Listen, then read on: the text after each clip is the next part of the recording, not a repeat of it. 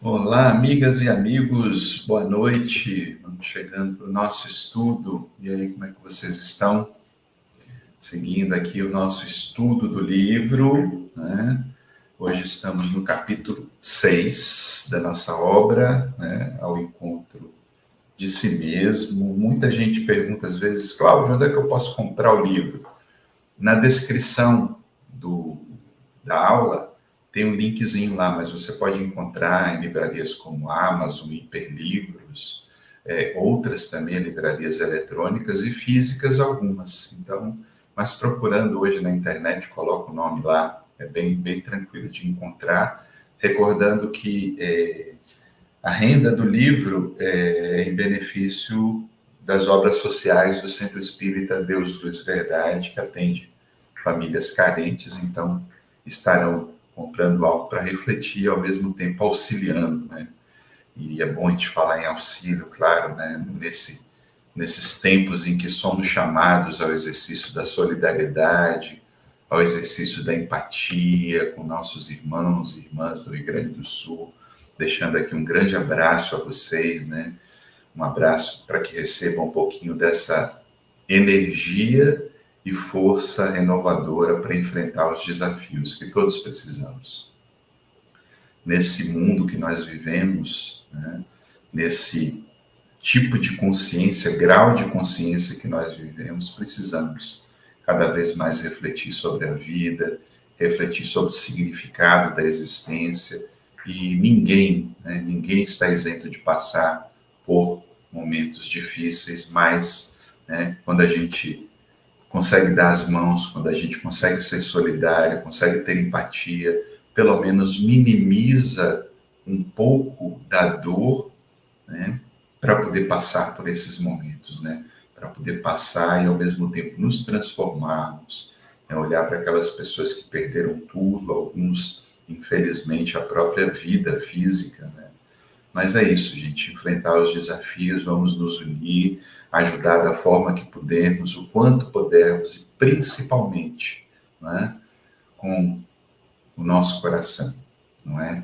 Pois é, Eva, um abraço para você aí, para a família, né? Vamos seguir sim com força e esperança, né, para poder passar por isso e ao mesmo tempo, né, nos transformarmos, vivermos a vida com mais sentido ainda, né? E quando a gente transforma e enfrenta tudo isso com amor e com a ajuda de todas as pessoas, facilita muito, não é? Então, gente, vamos seguir, né? Até porque o título de hoje ele é bem reflexivo nesse sentido, né? Estamos no capítulo 6 do livro. Qual a nossa verdadeira busca? Se perguntassem para você, qual é a sua verdadeira busca? Claro que às vezes temos respostas mais gerais para o processo. Eu busco minha transformação, eu busco minha evolução, e claro, isso tudo é muito importante. Mas se formos esmiuçando, trazendo um pouquinho mais para a nossa prática do dia, o que a vida nos pede? O que a existência nos solicita? E muitas vezes nós verificamos isso, né, verificamos a distorção das nossas existências somente em momentos extremos, seja coletivamente, como estamos passando no nosso país, né, mais especificamente no Rio Grande do Sul, ou seja individualmente, quando olhamos para a nossa existência e notamos algo está errado, algo está errado. Preciso mudar minha existência, preciso mudar minha vida, preciso mudar a dinâmica existencial.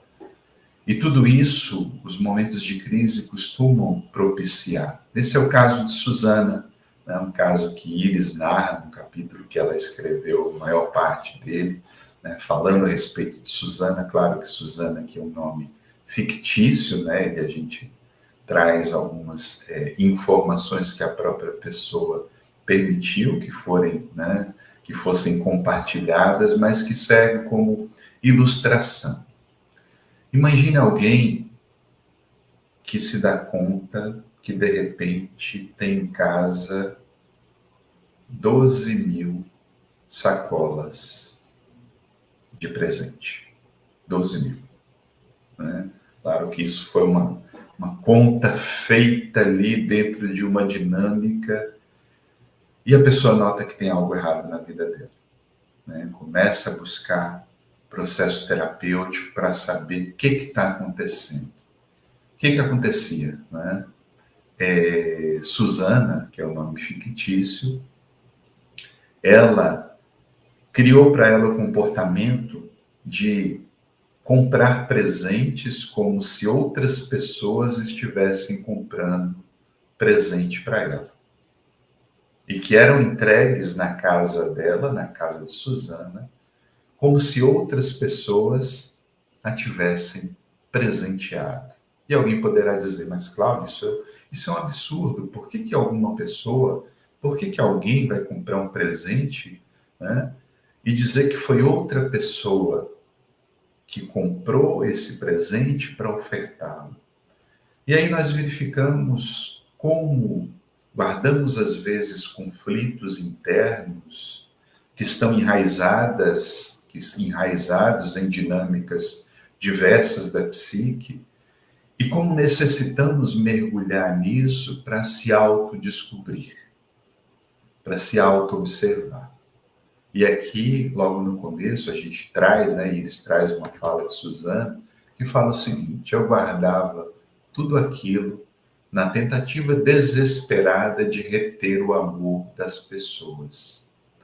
Comprei muitos presentes em nome de pessoas que nunca conheci e levava para casa. Abria com felicidade e acreditava realmente tê-los recebido. Então, nós vemos a gravidade do caso de Suzana, né, que é o nosso exemplo aqui hoje, como muitas vezes esses complexos afetivos, e por isso falamos de complexos nas aulas passadas, quem quiser retornar, está aí na descrição o link das aulas passadas. E esses complexos, quando tomam a consciência, nos levam a determinadas ações movidas por aquele conflito que tem raízes no nosso inconsciente. Então, Suzana guardava tudo aquilo como forma de tentar reter o amor das pessoas que ela sequer conhecia.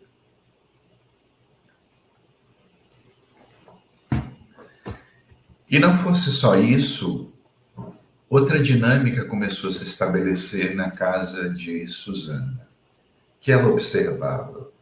As pessoas não dialogavam, não conversavam entre si. Movidas dos seus aparelhos celulares, nas redes sociais, ela começava a saber da própria vida da família, mais a partir do que elas postavam, do que propriamente da troca que existia entre a dinâmica familiar. E aí nós ficamos a nos perguntar, né? Muitas vezes os comportamentos, eles são apenas reflexos de uma dinâmica que se estabelece a partir dos conflitos das pessoas que fazem parte daquela constelação. E aí, nada contra a modernidade, mas quando não estamos ou não encontramos, não conhecemos essas dinâmicas internas, utilizamos até mesmo daqueles aparelhos que podem ser usados de uma forma libertadora, de maneira neurótica. E aí, né, é claro,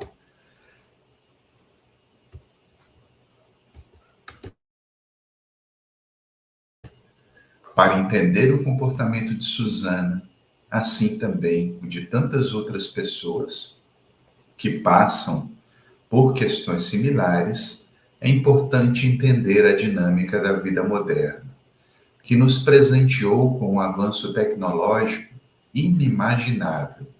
E hoje podemos resolver muitas coisas com um clique. Isso é ruim? Não necessariamente, né? E aí é o ponto, não é condenar a invenção tecnológica. Mas imagine o caso de Suzana. Falamos da questão das sacolas, vinda de um complexo afetivo que a levava a ter aquele comportamento. Qual é a leitura que ela fazia desse comportamento da família? Se não a indiferença, não é? E aí esse ponto, né, como esse olhar, essa vivência de indiferença, ela vai tocando em lugares profundos da nossa alma, não é?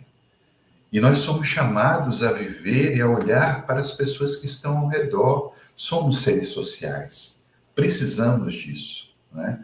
Boa noite, Aurora, um abraço para você aí, né, os amigos e amigas de Porto Alegre aí que estão enfrentando tudo isso, né? Contem com o nosso apoio e solidariedade, né? Que se quiser colocar no chat aí alguma campanha que as pessoas possam contribuir, fique muito à vontade, viu, Aurora? Grande abraço para você. E esse é o ponto, né? A dinâmica da vida moderna ficou tão corrida que a gente utiliza desses mecanismos de uma maneira neurótica.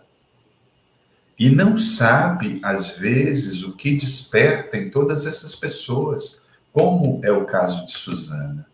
Né? Suzana, que já vinha de um complexo afetivo, cada vez mais é tomada por essa dor, que faz com que amplie ainda mais o sentimento de impotência diante daquilo.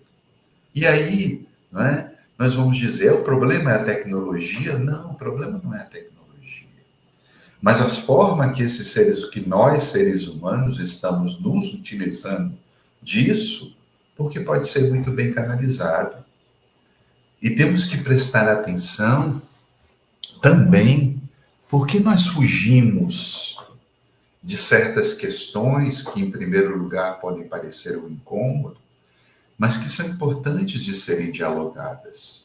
E aí, né, prosseguindo na leitura do livro, o grande problema que enfrentamos e continuaremos a enfrentar, se não mudarmos a rota, é a mecanização de nossas relações, a robotização do ser. Como o mundo ficou rápido, muitas coisas que antes fazíamos e desprendíamos energia ao fazer, tornaram-se automáticas. O problema é fazermos o mesmo com as relações humanas. Isso é mal.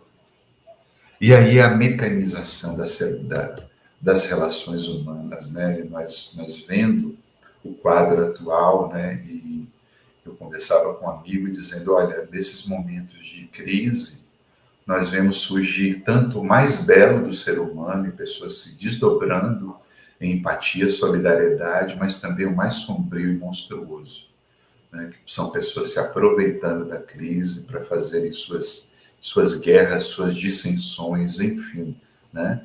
É o que surge. E parte do problema é isso, parece ser uma robotização do ser humano.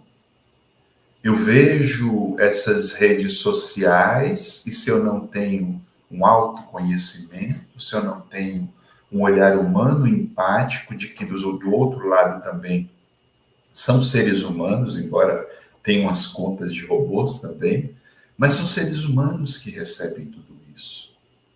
São seres humanos que recebem o que eu compartilho. E aí o cuidado que nós temos que ter para que essa robotização não se torne ainda mais preocupante. Por quê? Né? O que nós vemos hoje? Nós vemos jovens, crianças cada vez mais impactados por esse mundo tecnológico. E se nós não mudarmos o curso para uma boa utilização desses mecanismos, continuaremos a criar verdadeiros monstros, como os tem hoje em dia, não é? Com essa avalanche de informações falsas que se tem a respeito das pessoas, sem o menor critério, e que leva muitas vezes à violência, que leva à intolerância, que leva à depreciação de seres humanos por conta de eu não gostar de determinado atributo, de eu não gostar da religião que a pessoa professe, de eu não gostar desse ou daquele aspecto. E aí nós nos mecanizamos. Fora a indiferença que vamos criando dentro do lar, quando algumas pessoas podem estar passando por questões sofridas, como era o caso de Susana, né? Então, Susana vivendo sua crise de autoestima, de valorização, sentindo-se desvalorizada, com alto desamor, utilizando a compensação através de compras e artifícios, até mesmo de fingir receber presentes de pessoas como se fosse valorizada por essas pessoas, e encontrar-se diante de uma dinâmica familiar totalmente disfuncional. Qual é o resultado de tudo isso? Se não dores cada vez mais profundas e que temos visto nos índices alarmantes de depressão e das diversas psicopatologias que vemos na atualidade, ansiedade, burnout, síndrome do pânico, transtorno de ansiedade generalizado e por aí seguimos, o TOC, transtorno obsessivo compulsivo, não só como questões físicas, embora possa ter o componente genético, mas principalmente como componente da era em que vivemos. O estado ansioso deixa de ser circunstancial para fazer parte do comportamento das pessoas. E aí esse ponto, não é? Nosso amigo ou amiga aqui que se coloca com pseudônimo, né? Conhece-te a ti mesmo, coloca algo interessante, que assim, evoluímos através das relações humanas, precisamos do outro. E é verdade, né? Porque né, até o meu amigo Roberto Crema, ele coloca algo parecido, né? Como se diz, olha, eu não sou responsável pela evolução do outro, nem o outro responsável pela minha evolução, mas nós crescemos nos encontros. Certamente que eu não faço o outro crescer por minha vontade, mas quando nos encontramos, isso potencializa a consciência humana. E esse encontro humano cercado de afeto, ele transforma tudo, tudo. E aí o que acontece nesse mundo robotizado? Em nossa pauta diária, não temos lugar para as emoções. Não queremos sentir, porque ninguém vai curtir a minha tristeza, solidão ou qualquer outra emoção que no momento não seja curtível. E esse é o ponto. Será que estamos compartilhando de nós mesmos? Você curtiria a jornada espiritual que você tem feito até aqui? Você compartilharia as descobertas que tem feito até o presente momento? Precisamos fazer uma autoavaliação para não viver uma vida em busca de pautas externas cada vez mais intensamente, enquanto nós nos perdemos no nosso mundo interior. Então, o problema não é utilizar ou não utilizar as redes sociais, mas perguntar o que temos feito dessa utilização tecnológica. Como estão as pessoas ao nosso redor? Porque com esse ser humano voltado cada vez mais para fora, qual é o resultado de tudo isso? Perdemos contato com os nossos sentidos, com os nossos sentimentos, com a nossa intuição, que são funções humanas insubstituíveis. A gente pode ter até uma inteligência artificial, só que até a inteligência artificial ela precisa do ser humano para poder dizer o que ele quer efetivamente e para decifrar o que aquela máquina traz, assim como para dar subsídios de resposta daquela própria máquina. Por isso que nós temos que nos voltar para as questões essenciais da vida. quanta falta faz a filosofia.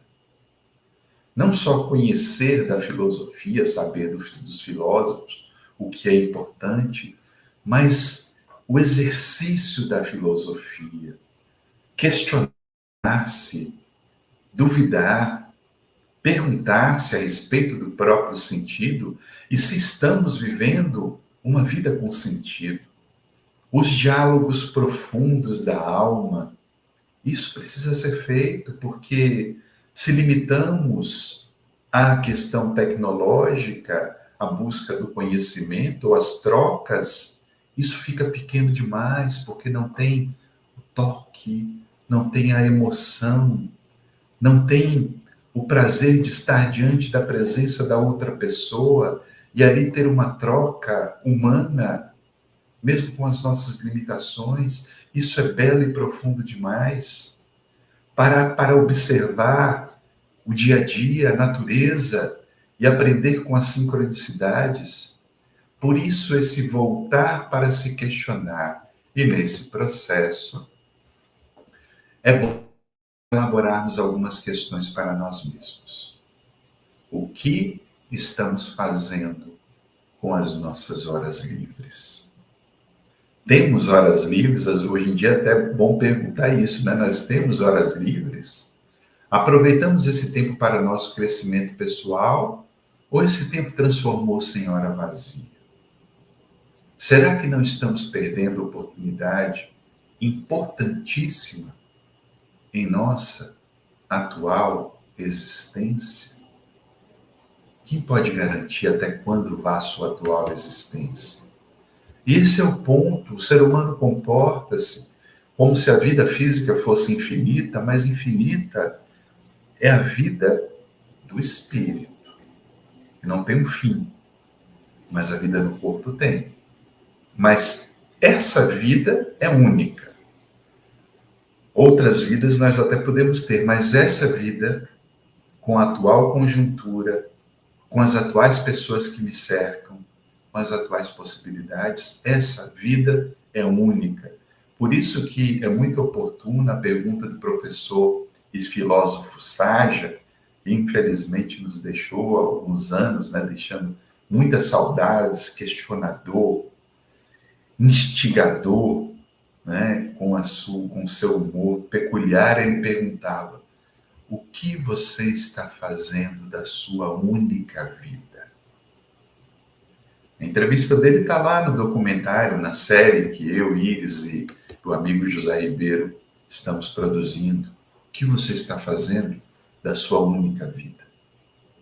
O que você está fazendo da única vida das pessoas que passam pela sua única vida? O que você está deixando que as pessoas façam com a sua única vida? O que estamos fazendo da existência? A gente precisa construir momentos e ter sempre tempo e disposição para o que é essencial.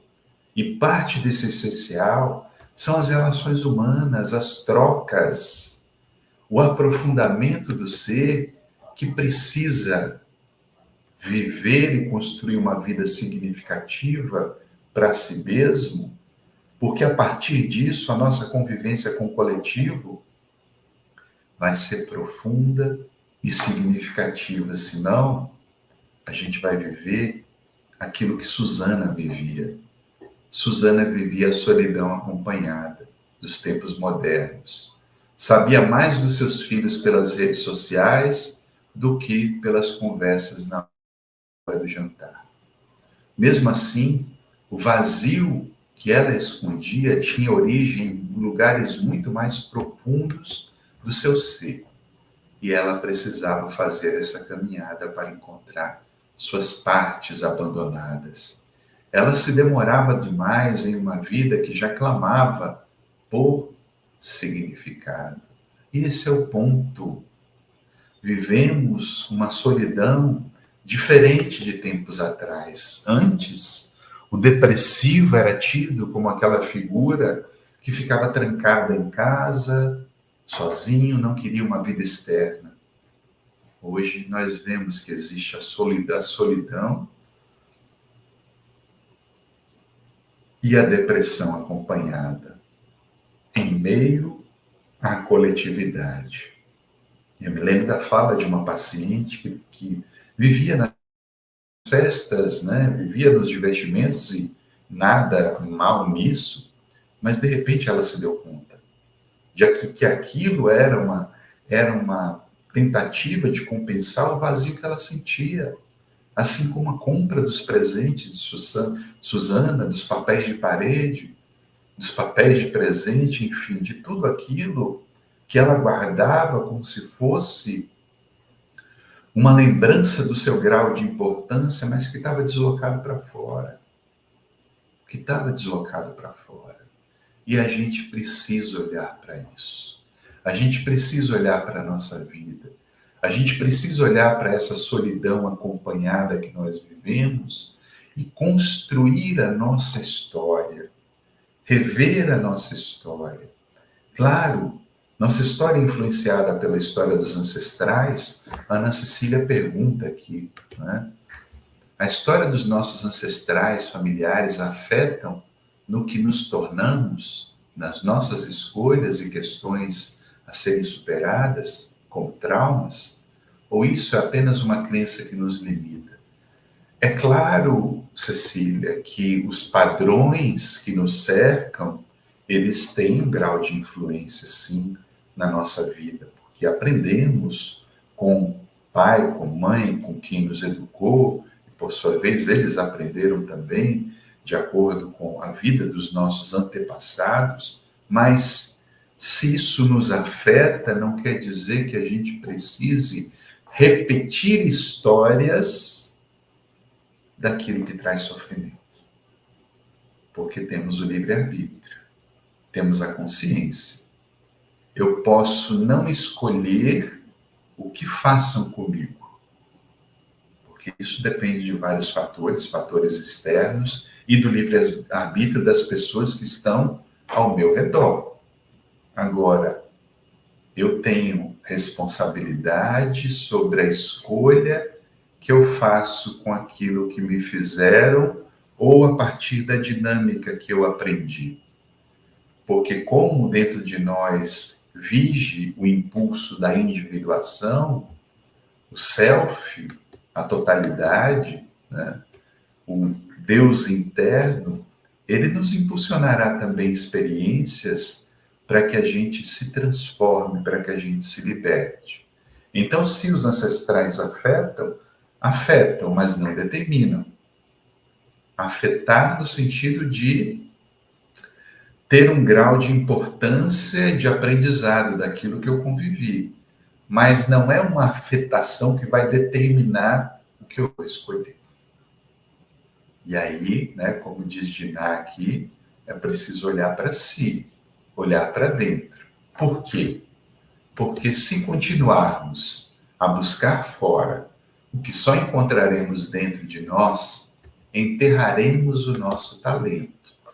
Estaremos nos escondendo por trás da tela do nosso computador e ou celular, dissimulando a nossa verdadeira identidade e, o que é pior, renunciando ao ser que somos, fingindo ser ser aquilo que não somos. E aí é o ponto da persona.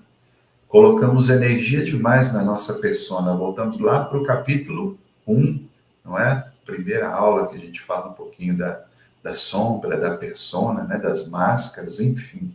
Né? É preciso olhar para isso. É preciso olhar para esse processo, porque Susana olhava para fora, não reconhecendo sua dor interna de autodesamor, de autodesvalor, de complexo de inferioridade, sem se sentir-se capacitada de elementos que fizesse com que ela reconhecesse em si o próprio valor, deslocava na tentativa de ser amada. Via a indiferença familiar, também cada um cercado com sua dor, e não encontrava elementos, o que ela foi conseguindo deslumbrar, né, vislumbrar a partir do momento em que ela busca terapia. Aí começa a olhar para si. Mas, claro, terapia é um processo mágico? Não, não é mágico. Porque depende do paciente. Depende da vontade também consciente de olhar para si, de olhar para as questões internas, de olhar para as próprias verdades. Tem algumas questões lá no capítulo, né? Sugiro que vocês leiam. Peraí, qual é a minha verdadeira identidade? Do que eu gosto? O que toca a minha alma? O que me estimula? O que impulsiona o meu afeto? Daí a pessoa começa a olhar para si. O papel da terapia é mostrar um espelho. E Suzana começou a olhar para aquele espelho.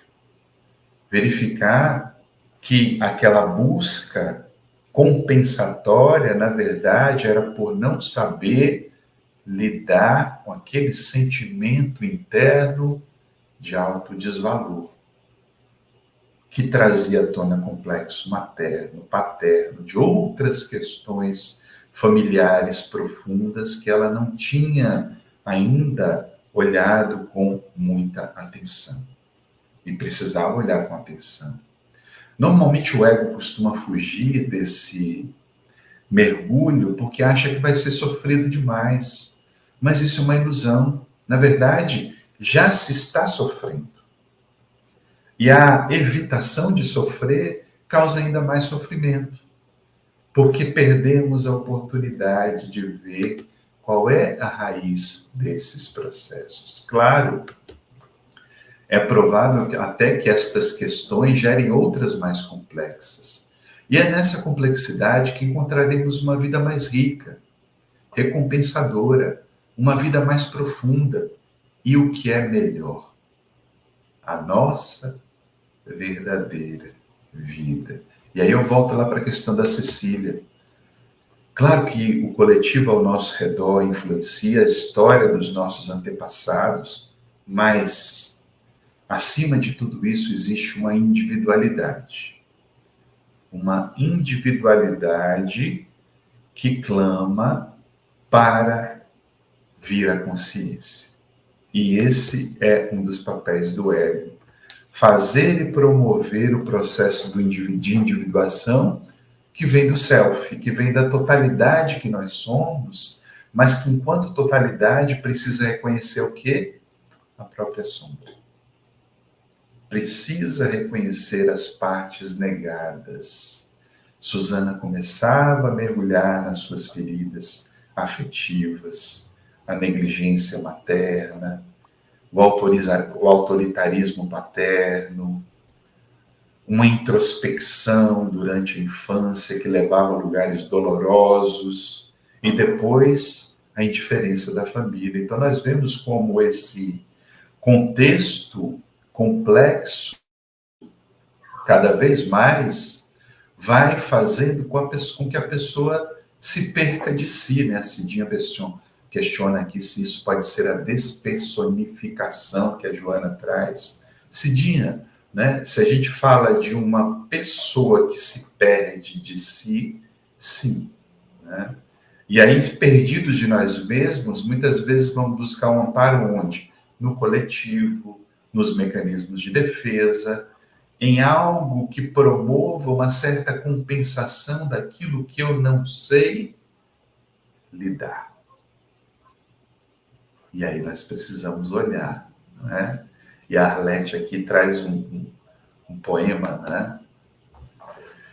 Nós somos como um instrumento, porque viver é afinar o instrumento, de dentro para fora e de fora para dentro. Pois é, né? E precisamos fazer essa afinação sempre, Arlete. O ego, ele é um instrumento afinado. E nós precisamos nos dedicar a isso. Precisamos nos dedicar a esse olhar, para que ele, transformador, ele possa cada vez mais promover uma vida consciente, uma vida profunda, que nós podemos e devemos fazer. Né? E aí, continuando com a nossa Suzana, Suzana resistiu bastante antes de iniciar a sua busca, pois ainda acreditava haver uma receita pronta como passo a passo, ou quem sabe um segredo oculto guardado a 7 chaves. Mas, ao aceitar o convite para mergulhar em si mesma, contando com a ajuda amorosa do filho, entendeu que algumas reflexões poderiam gerar alívio em toda a tensão que ela vivia e, com alguns passos e reflexões, começou a florescer. Não é? E aí, tem um vivo aí no meio da história, mas podem desconsiderar, né? A tensão que ela vivia. Esse é o ponto. Né? À medida que nós começamos a empreender a jornada, às vezes até o coletivo ao redor vai mudando também a dinâmica. É engraçado isso que acontece, porque muitas vezes uma peça se move ou faz o exercício da vontade consciente e o coletivo também começa a responder. Claro, não mudamos o outro, mas às vezes isso acontece, como acontece também o coletivo resistir, né, dependendo da circunstância.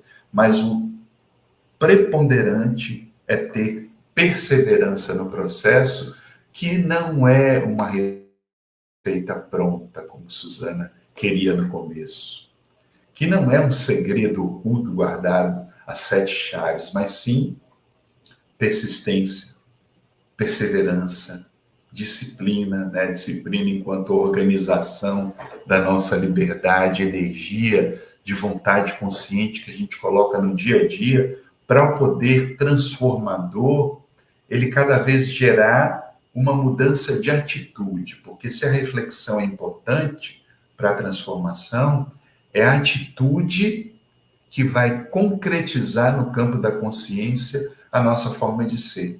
E precisamos de atitudes conscientes. E Suzana começa, então, a olhar para si, a fazer o seu processo transformador, a se amar,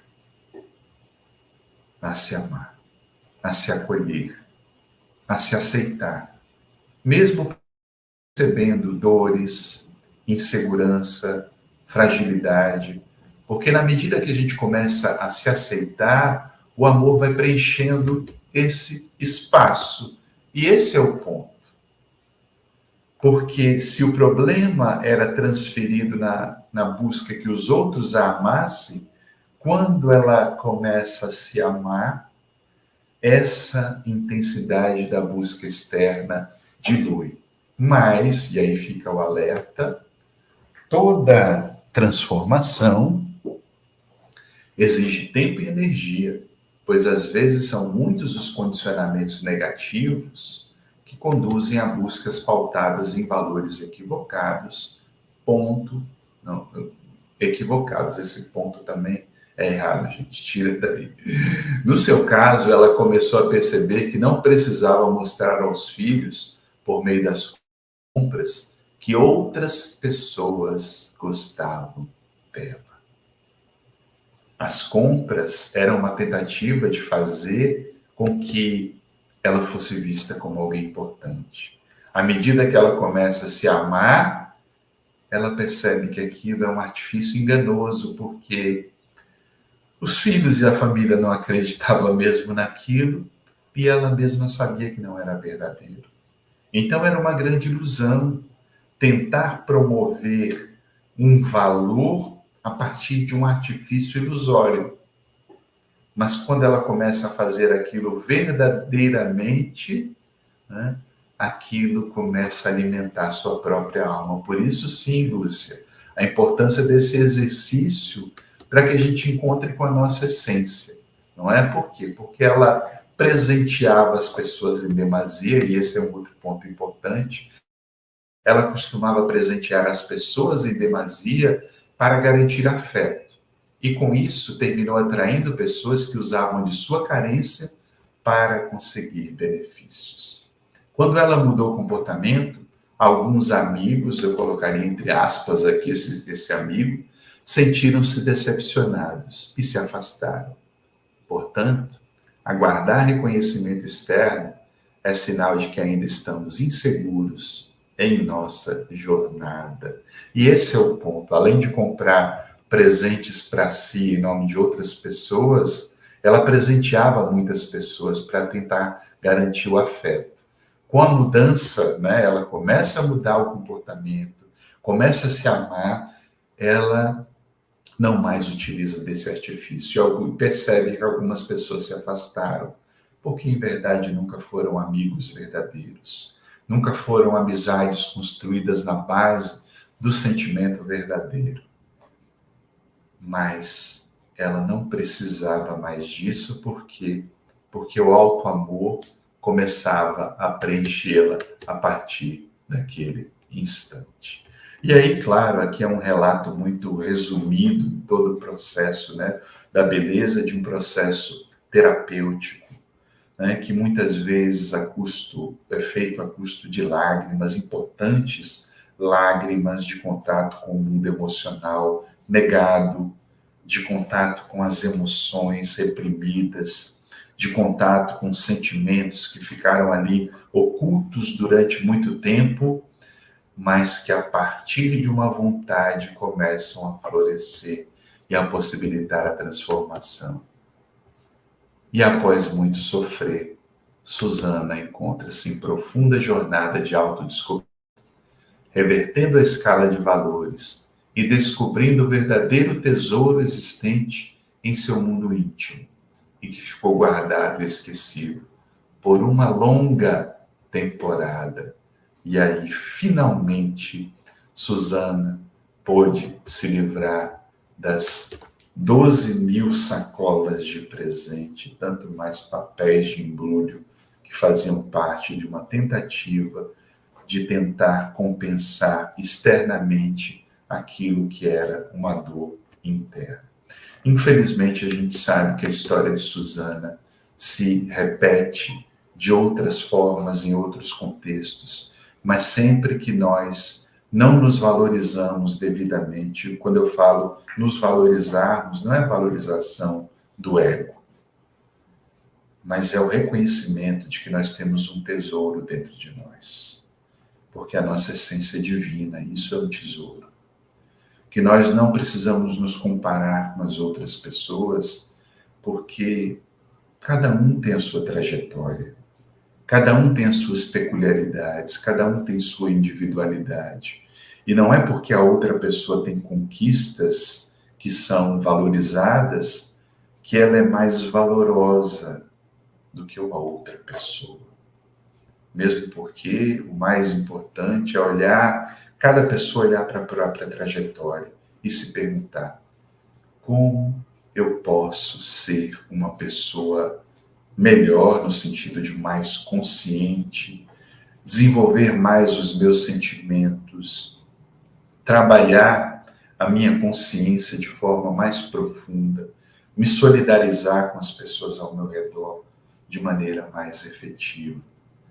E quando cada pessoa começar a fazer o seu processo, estaremos imbuídos de um coletivo mais consciente. Susana pôde dar o seu depoimento.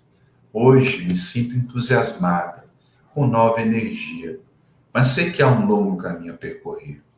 Não preciso mais guardar sacolas e outras coisas, pois já descobri onde está o meu verdadeiro valor. Você já descobriu onde está o seu verdadeiro valor? Onde está o seu verdadeiro valor? É preciso ainda utilizar mecanismos de compensação ou de fuga de quem você é efetivamente? O que acontecerá quando olharmos profundamente para nós mesmos e libertarmos, tornarmos consciente a nossa identidade? O que eu sei e percebo, né, na dinâmica terapêutica é que vale a pena se aprofundar um olhar sobre as nossas vidas, aprofundar o olhar sobre nossas questões, porque a vida ela é muito dinâmica e às vezes nos coloca em situações difíceis, como estamos vendo na atualidade. Mas o importante é que no momento em que partamos dessa vida, possamos dizer: valeu a pena. valeu a pena tudo que eu vivi, valeu a pena enfrentar as experiências da forma que eu enfrentei e poder olhar com aquela satisfação de ter feito ao menos a nossa parte. Somos chamados nessa vida transitória a enfrentar tudo isso, né? E repetindo o que eu falei no começo, né? Já que a minha solidariedade, o meu abraço, afeto, né, para os nossos irmãos e irmãs do Rio Grande do Sul, né, passando por essa calamidade, essa tragédia, né, esse momento difícil, mas nos demos a mão, ajudemos materialmente com o quanto e o que pudermos, ajudemos espiritualmente com as nossas preces, ajudemos abrindo o nosso coração, como se fosse, e é efetivamente, algo que estivesse acontecendo com um irmão querido nosso, com uma família nossa, como se estivesse acontecendo conosco.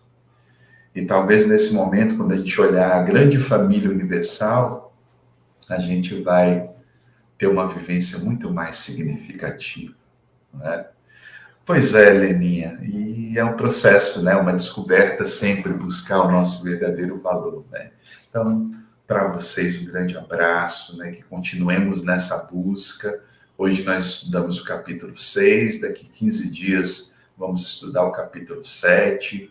Compartilhem aí com outras pessoas, né? No link de descrição tem lá a forma de acessar o grupo para receber as aulas, tem a playlist das aulas anteriores, para quem quiser rever ou chegou aqui pela primeira vez, tá bem? Grande abraço, gente. Obrigado pela companhia, pelas trocas aqui, sempre ricas, e até nosso próximo encontro.